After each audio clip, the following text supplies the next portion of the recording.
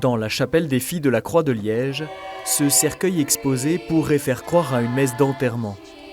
Et pourtant, ce n'est pas un requiem qui est entonné ici. L'émotion est forte ce samedi 29 avril 2017 pour les filles de la Croix de Liège. Cet après-midi a lieu la translation de leur fondatrice, la bienheureuse mère Marie-Thérèse Haase.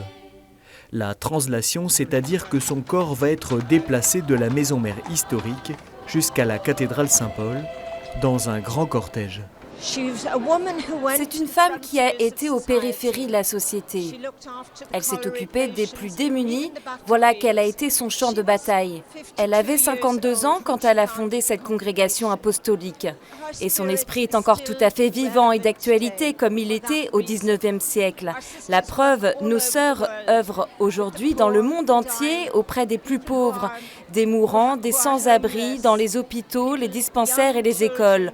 Aux enfants qui n'ont pas les moyens de recevoir une éducation, nos sœurs vont et les éduquent. Aujourd'hui, les filles de la Croix de Liège sont au nombre de 750, aux 3/4 présentes dans les pays du Sud, notamment en Inde. Certaines ont fait le déplacement, spécialement pour l'occasion. J'ai un sentiment de plénitude, d'émerveillement, mais aussi de gratitude envers Mère Marie-Thérèse, notre fondatrice. Elle est notre inspiration. Et mon inspiration.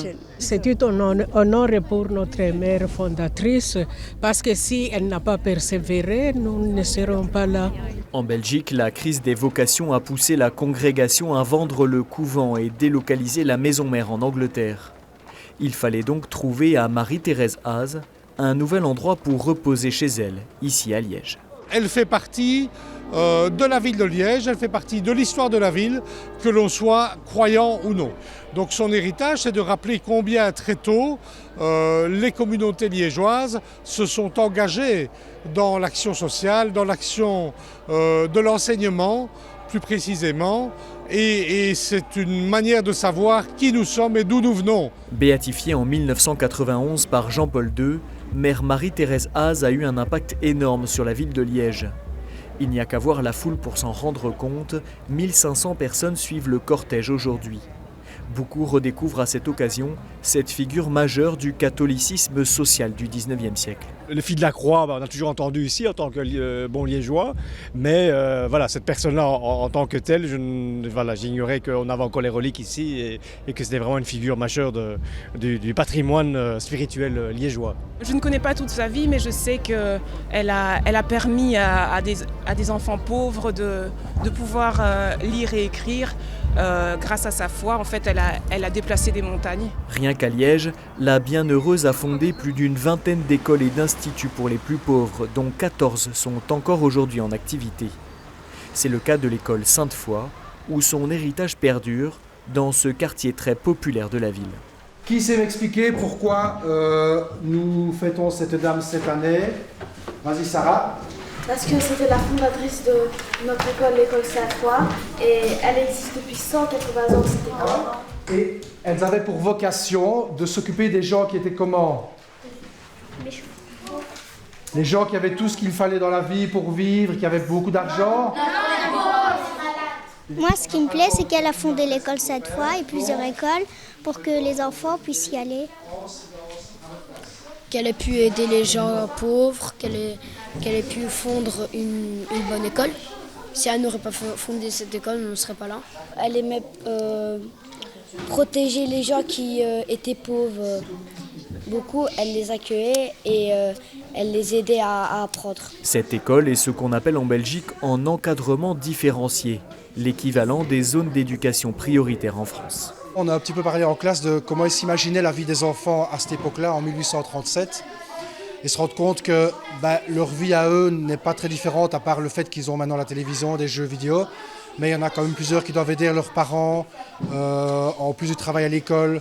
Au sein de notre école ici, on a quand même quelques familles aussi un peu précarisées. Et donc, il se permet de se rendre compte qu'une personne religieuse était là pour aider les gens les plus pauvres, les plus défavorisés, qu'elle s'est dévouée, qu'elle a donné vraiment de sa personne pour tout le monde. Tout au long des 2 kilomètres de parcours, le cortège s'arrête dans des lieux emblématiques de la ville, comme ici place Saint-Lambert, L'occasion pour certains, malgré la foule, de prendre un moment de prière dans l'intimité auprès de Marie-Thérèse Haase. C'est incroyable d'être si proche de cette grande sainte. J'éprouve une grande reconnaissance envers Mère Marie-Thérèse et sa congrégation. J'ai moi-même étudié à Sainte-Catherine en Inde, une école pour les indigents, les pauvres, les enfants de la rue ou les orphelins comme moi. Là-bas, les sœurs, elles nous protégeaient, elles nous offraient une éducation gratuite et la nourriture aussi. Et aujourd'hui, ce que je suis et où je suis, c'est entièrement grâce à elles. Aujourd'hui, 60 000 élèves bénéficient de l'enseignement des filles de la Croix de par le monde. La procession, elle, se poursuit jusqu'à la cathédrale Saint-Paul en plein centre-ville et les curieux se font de plus en plus nombreux. Beaucoup de gens ne savent peut-être pas pourquoi il y a tant de monde. Ils se posent des questions. Ça peut avoir cet effet d'évangéliser. Cette translation, c'était quand même un peu un défi, savoir comment ce serait reçu par la population. Et disons que nous sommes les premières surprises de voir tout l'enthousiasme que ça a suscité. Je pense qu'actuellement, on a trop peur de faire des choses où nous manifestons notre foi publiquement. Je pense que c'était un acte missionnaire.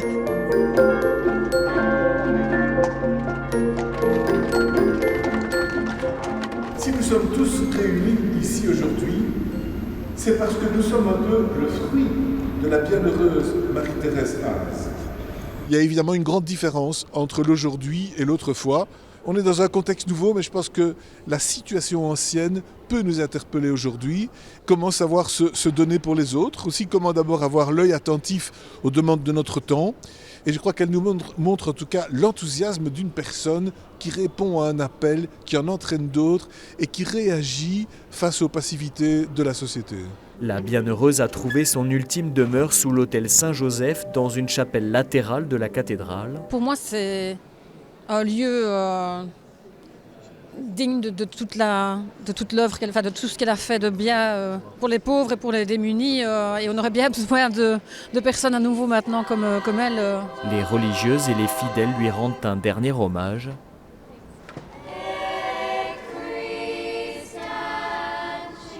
La pierre est scellée et la mémoire de Mère Marie-Thérèse Haase vivante pour l'éternité.